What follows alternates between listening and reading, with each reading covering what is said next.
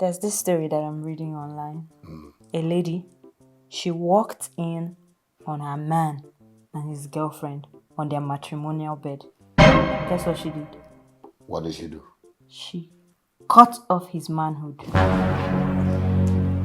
She has since been arrested. They charged her to court. She's awaiting trial. I don't know, baby. What do you advise? Like, what do you think? Who do you think wants justice? Is it justice for the man or justice for the lady because he cheated on her? Baby, what do you think?